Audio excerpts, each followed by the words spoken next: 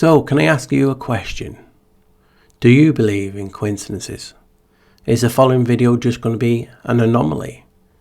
Is it pareidolia? Am I seeing things?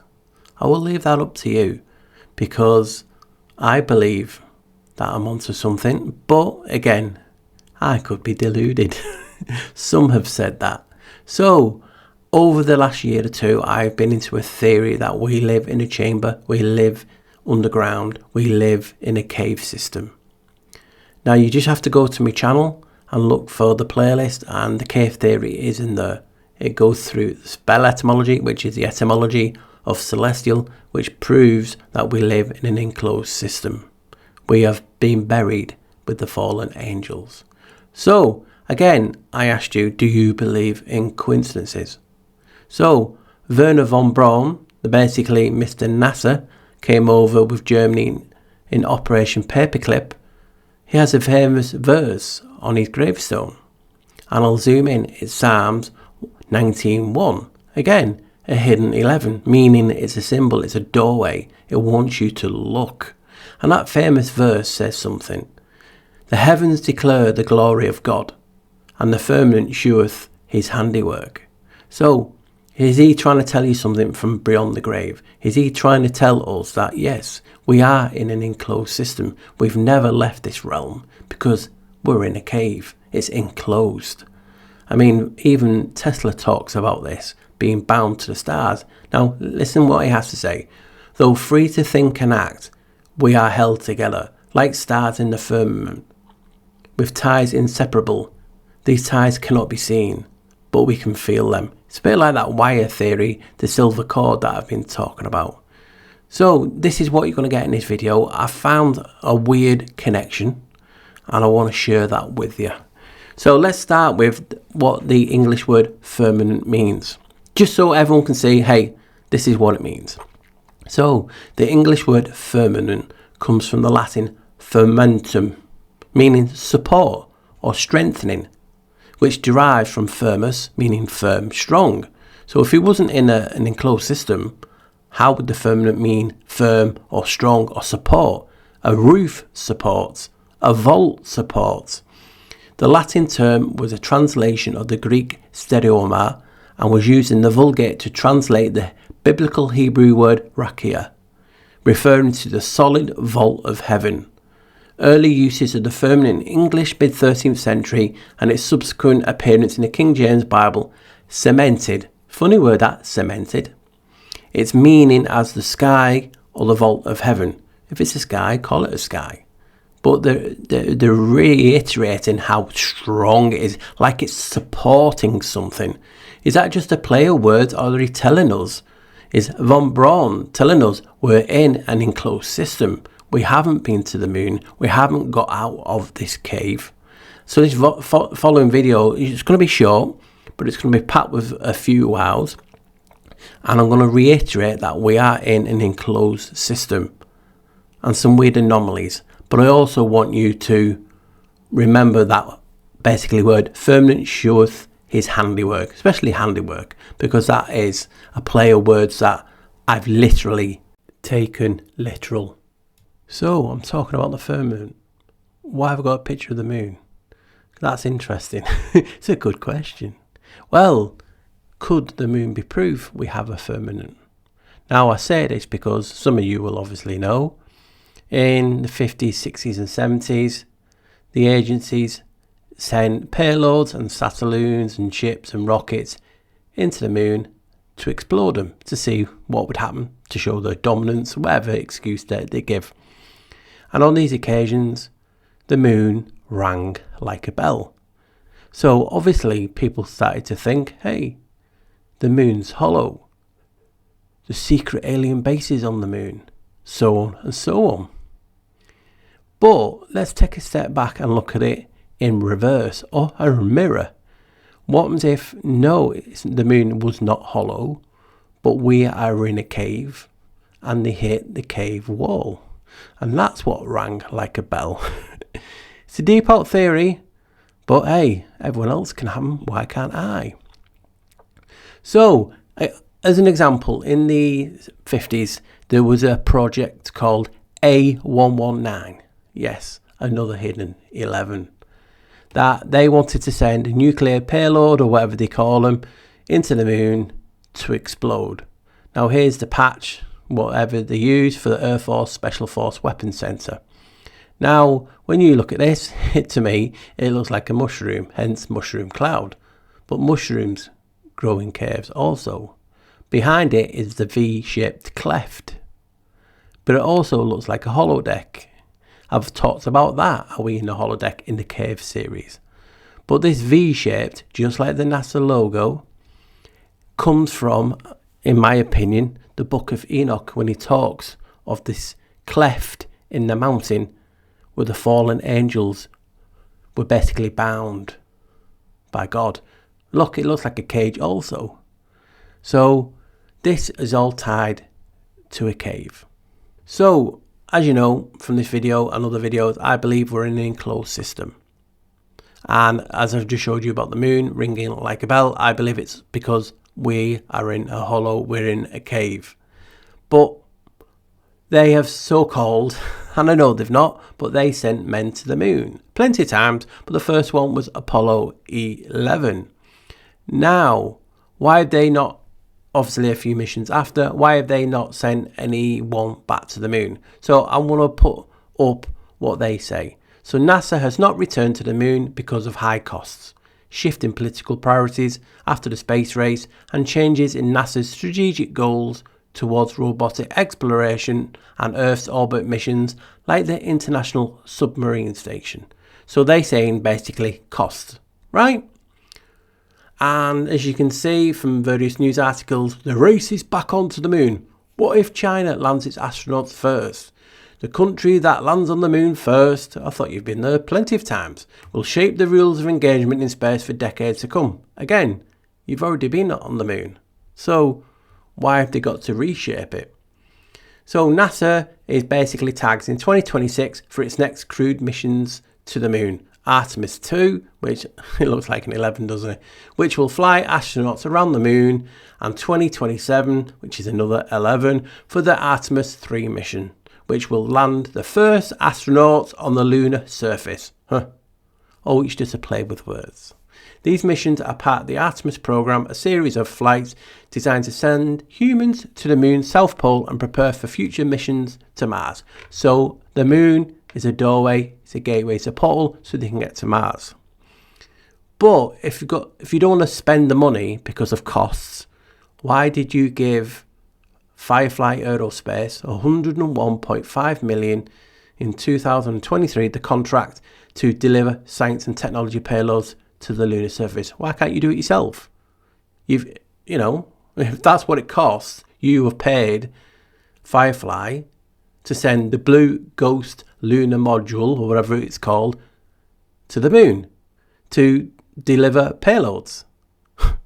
Then in the South Pole, on the moon, and the Groot, I Am Groot Dome mission. Oh, Dome, play with words.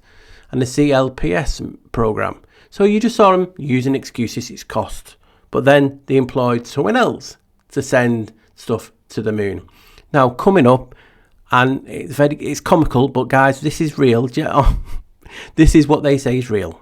So what you're going to see now is a clip of that Blue Ghost module or lander soft landing on the moon. It looks like a Ferrero Rocher, and that is basically a chocolate fondant sweet thing.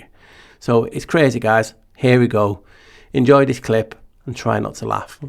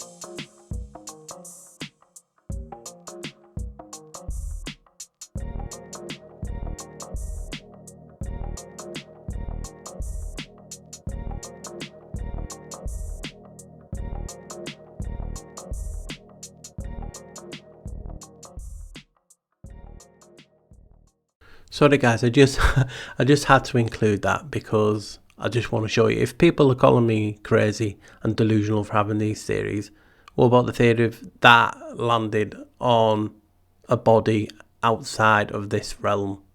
Come on. It's a climbing frame, tinfoil machine, it's a Ferrero Rocher. It's crazy how people think, and that's £100 million worth, and that landed on the moon's surface, which when you saw it land, I swear I could see a shadow of a man like bringing the camera down. But hey, that may be pareidolia. What do you guys think? So I know I'm talking about the firmament, but I believe this is all connected and showing you that we're in an enclosed system. I mean, in all videos I've showed you NASA traces itself back to a cave in etymology terms.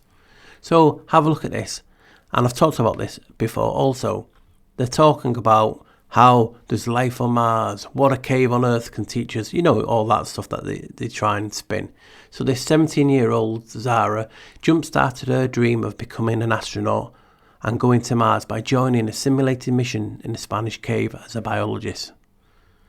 There's no better preparation for the International Submarine Station or finding life on other planets than exploring the depths of Earth. So they're using caves on Earth, in this realm, as space training. They call themselves cave nauts. Going underground in Slovenia to prepare for outer space. So when you start seeing this, you know what's coming. You know they're going to say there's caves on Mars, caves on the moon. Oh wait, NASA unveils hidden cave entrances to the moon's secret underworld. Scientists find 9 most livable Martian caves for future astronauts to live in. China uses robots to simulate moon cave exploration in lava tubes on Earth. Because you know what's coming. They'll just film it all here in caves and say it's on Mars and it's on the moon. We know what's coming. So we're talking about the firmament in this video. And this struck me. We've all seen, there's so many images that you could use. But you see the pillars of the earth, the underworld, the pillars of heaven, the oceans of heaven, the firmament with the stars, going like a rainbow all the way over. Just like on the ceiling of a cave, like that I'm trying to get at. So, have a look at this image that I had and I used in one of my videos.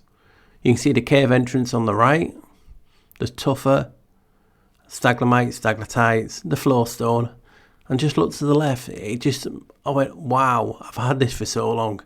Moon milk. Moon milk. They're in caves, so they're calling it moon milk. And just look, they even put the stars as an effect of the heavens. Just like the images of the firmament. You can't get any more in your face than that. So you're asking yourself, like me, because I didn't know, because I've had that image for years and didn't look at it properly. Cave moon milk is a soft, white, porous substance found in caves, composed mainly of calcium carbonate crystals like calcite, aragonite or hydromagnesite mixed with water and sometimes inorganic compounds. Its origin is mysterious, but research suggests that the precipitation of these minerals is often driven by or influenced by microbial activity such as bacteria which thrive on nutrients from bat guano. The substance can range from a pasty consistency to a hard deposit, appearing as a blanket on the cave floor or bulbous popcorn-like formations on the walls, like clouds. And here's some images of that. But what's intriguing is, when I was looking into this video, they've actually found moon milk rivers. And that's like a gel consistency, just like a mysterious gel substance that they found on the moon. Well, China say they found on the moon on their latest endeavour onto that. So it's just mysterious, it's intriguing, and I've never heard of moon milk before, but I just had to show it and tie it in together like, hey, we're in an enclosed system and they're exploring in caves. Can't get any more in your face than that. So guys, I want to finish on this, where it all began. The famous Werner von Braun headstone. Psalms 19:1, a hidden 11.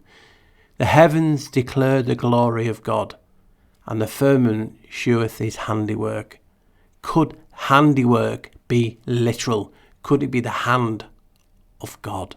I mean, even the verse, Psalm, palm, sounds like your hand. And then you have this verse. The Lord will hold you in his hand for all to see.